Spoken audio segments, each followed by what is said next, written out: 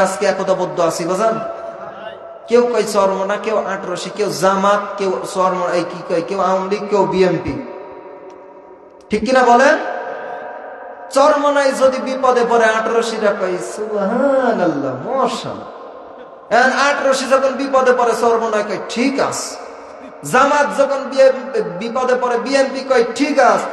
জামাত ইসলাম বিপদে পড়লে আওয়ামী লীগ কয় ঠিক আছে, আওয়ামী লীগ বিপদে পড়লে বিএনপি কয় সুবহানাল্লাহ। মানে কেউ কারোর সঙ্গে কোনো সম্পর্ক নাই, সবাই যেন ওদের মানে কতটা শত্রুতা, কিন্তু এও মুসলমান, হেও মুসলমান। একটা গল্প শোনাবো আপনাদেরকে 2 মিনিটে, আশা করি যাদের ধৈর্য আছে এই ঘুমগুলো ছুটে যাবে গা। তারপরে আমি আলোচনা শেষ করবো। আমার তো আর মাত্র একটা পয়েন্ট বাকি আছে। কয়টা? শেষ হয়ে যাবে না অনেক সহজেই। বলি ঘটনাটা বলবো। 2টা ছাগল ঘাস খাইতে খাইতে খাইতে খাইতে গভীর জঙ্গলের ভিতরে চলে গেছে। এখন যাওয়ার পরে ছোট্ট ছাগলটা বড় ভাইরে কয়, এই আমরা তো সেইতে খাইতেই আছি, তো উপরের দিকে একবার তাকায়া দেখ। এখন উপরের দিক তাকায় দেখে সন্ধ্যা হয়ে গেছে গা। এখন সন্ধ্যা যখন হয়ে গেছে, এখন ছোট ভাই বলতেছে, ও মুসলমানেরা, দ্বিতীয়টাও চলে গেল, এবার 3 নাম্বার, ওয়াতাওয়াসাউ বিল হক, হকের পথে চলা লাগবে আপনাকে আমাকে। পৃথিবীর জমিনে 2টা পথ আছে, একটা হক আর একটা বাতিল। হকের সঙ্গে বাতিলরা কখনো আপোষ করতে পারে না।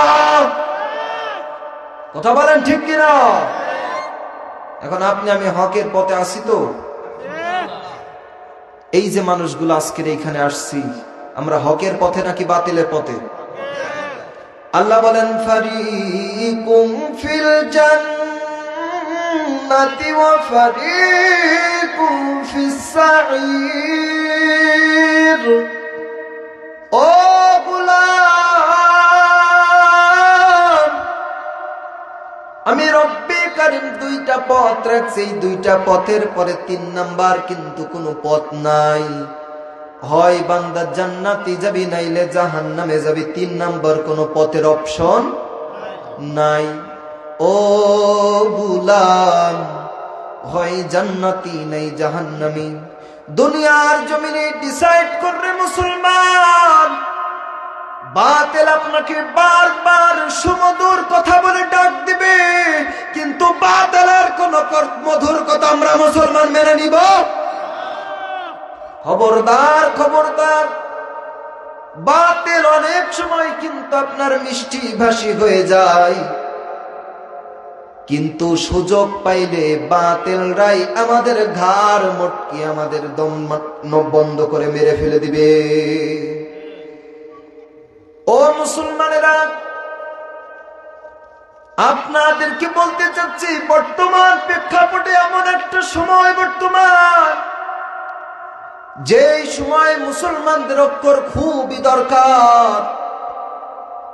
আজ তাকা দেখো মুসলমান, তাম পৃথিবীতে যত প্রায় 800 কোটির বেশি এখন মানুষ হয়ে গেছে। ভাইরা আমার, বন্ধুগণ, জাত হিসেবে যদি আজকে আমরা বিবেচনা করি, কিন্তু সবচেয়ে ইমানের দিক দিয়ে, পাওয়ারের দিক দিয়ে মুসলমানদের থাকার কথা ছিল।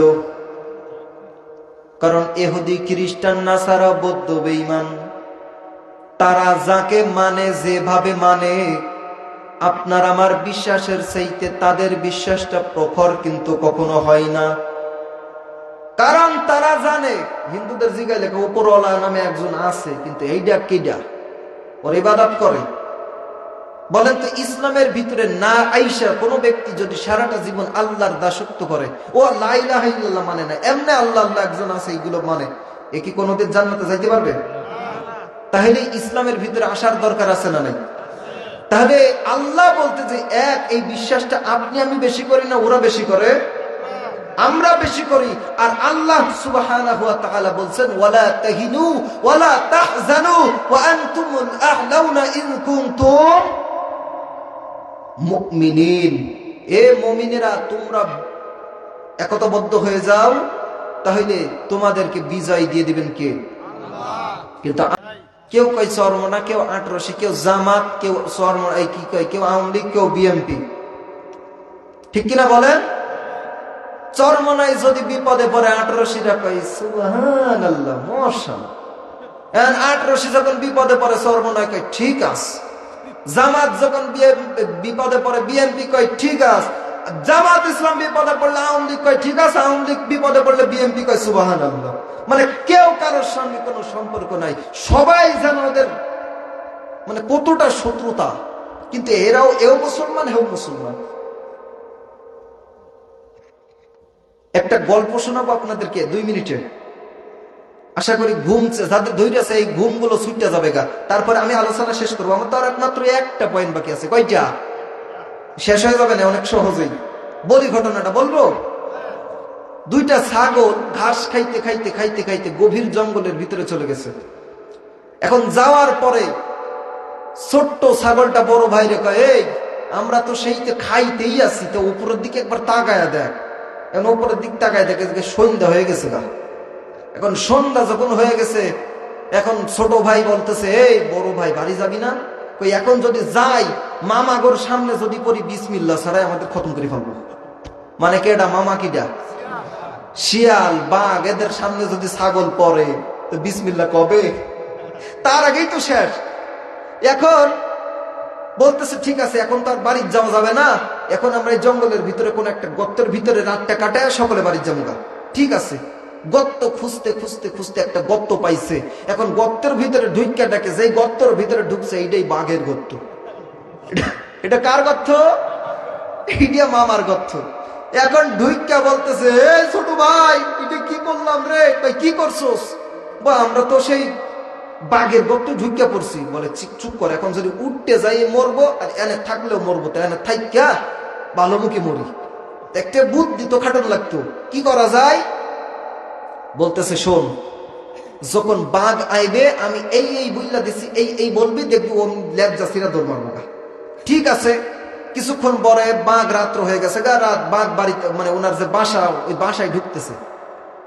এখন ছোট ভাই গেট ওই যে গর্তের মুখে বলতেছে, ওই বড় ভাই তুই না কয়েকদিন আগে বলছিলি যে ভালো একটা বাঘ পাইলে তোর গর্তের ভিতরে আনতে, তো দাঁড়া, ওই যে একটা বাঘ আইতেছে, এইটা আমি আইছে ওই বাঘটারে গার মটকে তোর কাছে লয়ে আইতেছে। আর কান্দিস না রে বোন, বস। বাঘ বলতে, ওরে মোর খোদা, ই কি রে, আমার এই কবে খাবে? এ কত বড় প্রাণী রে। বাঘ মনের ভিতরে টেনশন নিছে, না আমি গর্তে এখন যাইতাম না, কারণ হইতে পারে আমার সেইতে বড় হাইনা টাইনা হইতে পারে। হাইনা তো এমনি সাইজে ছোট, কিন্তু এর শক্তি দেখছেন না, কঠিন শক্তি। তো এখন বাঘ ভয়ে পালাইতেছে। এবার সামনে উপরে গাছের উপরে ছিল একটা বাদর। বাদর ছিলেন? বান্দর। এই বাদর গাছ থেকে সব দেখতেছে, বেটা ছাগলের ভয়ে পালায়। এখন বলতেছে, এই মামা, ওই পেছন থেকে ডাকে কে? কই আমি বাদর, ওই যে তোমার গাছের উপরে, তোমার গুহার উপরে যে গাছটা, এটার উপরে আমি থাকি। বললো কি রে তুই আনে কি রোস? বলতেছে তুমি পালাইতেছো কে? পালাইবো না, আমার গর্তের ভিতরে কেডাই জানি ঢুকছে, এটা নাকি আমারই খাইতেছে। বলতেছে, এই মামা পালাইন না, এটা তো ছাগল, আপনি যারে বিসমিল্লাহ ছাড়া খাইতে পারবেন, চলেন। বলছে না যাইতাম না, সমস্যা, এটা খাবে আমারে কইছে, আমি নিজে কানে শুনছি। বলে আরে না চলেন তো। এখন বাঁদর বলতেছে, এত জোরাজোরি করার পরে বাঘ বলতেছে, এই তুই দাঁড়া, যদি সত্য না হয় আর যদি মিথ্যা হয় তাহলে তুই এক কাজ কর, তোর লেজের সাথে আমার লেজটা বাঁধ, মরলে দুইজন একসাথে মরবো। বাঁদর তো দেখতেছে তো ছাগলে তো মরবে না, আমাদের কি করবে? ঠিক আছে, লেজের সাথে লেজটা বাঁধছে। বাইডা বাঘেরও পিঠের উপরে বসছে বান্দর। এবার গুহার মুখের কাছে যখন আইছে, এখন ছোটটা কয়, ওরে খোদা এবার তো মরছে। বান্দর শালা তো সব দেখছে, আমাদের কাম তো শেষ। তোরে তলায় যাবি, এবার তুই যাও করে গিয়ে কিছু করলে কর। বড় ছাগলটা উঠে কয়, ওই ছোট ভাই, এই 3 মাস আগে একটা বাদরে কন্ট্যাক্ট দিয়ে রাখছিলাম না, যে মোটাটা একটা বাঘ পাইলে যাতে ব্লেজের সাথে বাইন্দা নিয়ে আসে, ওই দেখাইতেছে। এখন বাঘ কয়, ওরে খোদা, এই বেটা তো ওদের দালাল, দে মার, দৌড়, মারবি না মারবি, বাদরের লেজ কাইটা মারছে দৌড়। এখন বান্দর কয়, হাই রে, একবার তো উকি মেয়েরাও দেখবে। তো মুসলমানের সন্তানেরা ইহুদি বলেন, খ্রিস্টান বলেন, নাসারা বলেন, বৌদ্ধ বলেন, বেঈমান বলেন, নাস্তিকবাদীরা তারা মুসলমানদের নাকের ডগায় এমন বড় বড় মাকড়সার জাল বেঁধেছে, ষড়যন্ত্র জাল বেঁধেছে।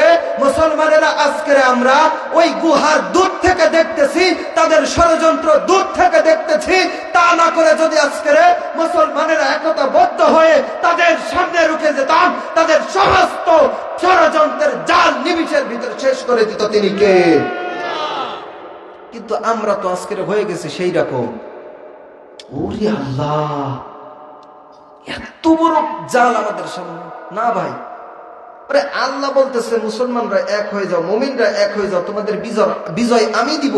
কিন্তু আমরা এক না হইয়া আমরা হুদা হুদা এর পিছনে ও কাটি লাগাই, ওর পিছনে ও কাটি লাগাই। বিশেষ করে এই মাহফিলের মঞ্চ গুলো হয়ে গেছে এরকম। এক হুজুর আর এক হুজুরের বদনাম না গাইতেছেন আর পেটের ভাত হজম হয় না। ঠিক কিনা বলেন? এই মানুষগুলা আসে কোরআন হাদিসের কথা শুনতে।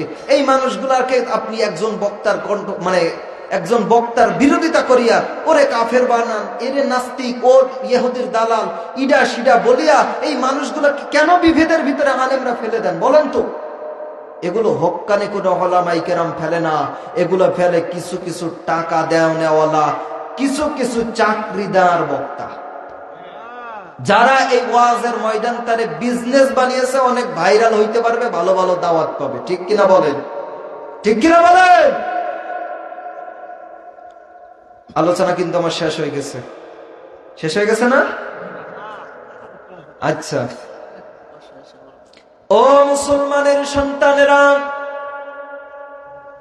রব্বে কারিম ডাক দিয়ে বলতেছেন, ওয়া তাওয়াসাউ বিস-সাবর। ও মুসলমানের, আমরা সবাই জানি পৃথিবীর জমিনে যারা হকপন্থী, বাতিল শক্তিরা হকপন্থীদের কখনো মাথা চারা দিয়ে দাঁড়াইতে দিবে না। তারা বিভিন্ন ষড়যন্ত্রের ভিতরে আঁকড়িয়ে ধরবে।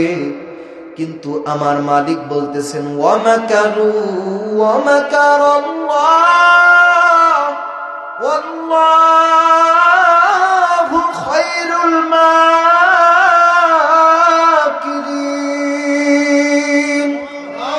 ও মুসলমানেরা, তোমরা আর কি কৌশলী? ও নাস্তিক বেঈমানেরা, তোমরা আর কি কৌশলী? তোমরা যেই কৌশলটা করবা, এইটা আল্লাহ পৃথিবী সৃষ্টি করার আগে তোমাদের এই কৌশল যে তুমি সৃষ্টি করতেছো, তোমার সৃষ্টির আগে আমার মালিক ভালো করে জানে। ঠিক কিনা বলে? কৌশল করে কোনো লাভ নাই। ও মুসলমানেরা, তারা কখনো আমাদেরকে ভালোভাবে বাঁচতে দিবে না। আজও নজির তাকায় দেখেন, যারা হক পথে চলতে গেছে, হক পথের উপর চলতেছে, তাদের উপরে নির্যাতন, নিপীড়ন, জেল জুলুম আছে না নাই? এই জেল জুলুম, অত্যাচার, এ হকপন্থীরা তোমাদের উপরে আসবে। তোমাদের উপরে যখন এই জুলুমগুলো আসবে, তোমরা ধৈর্য ধারণ করবা। এই চারটা বিষয় যেই ব্যক্তিগুলো আমল করবে, এই চারটা বিষয়ের উপরে যারা অটল থাকতে পারবে, এই মানুষগুলা কখনো ধ্বংস হবে। এই যে ওয়াতাওয়াসাউ বিস-সাবর, এর কিন্তু ব্যাখ্যা আরো আছে, অনেক বিষয়। তো সম্মানিত উপস্থিতি, যেহেতু রাত অনেক হয়ে গেছে, আপনারা অনেকক্ষণ ধরে অপেক্ষমান ছিলেন, যেহেতু আল্লাহ সুবহানাহু ওয়া তাআলা আমাদেরকে এই চারটা বিষয়ের উপরে, এক নম্বরে আমল ঈমান, দুই নম্বরে আমলে সালেহ, তিন নম্বরে হকের পথে আমরা চলবো, বাতিলের সঙ্গে আপোষ করব না, আমরা সবর করব, এই কয়েকটা বিষয়ের উপর আমল করা যাবে না ইনশাআল্লাহ? সম্মানিত উপস্থিতি, আল্লাহ সুবহানাহু ওয়া তাআলা যেন আমাদের সংক্ষিপ্ত কথার উপরে আমল করার তৌফিক দান করে। আমরা বলি আল্লাহুম্মা আমিন। প্রিয় উপস্থিতি, এইবার আপনাদের কথায় আসি।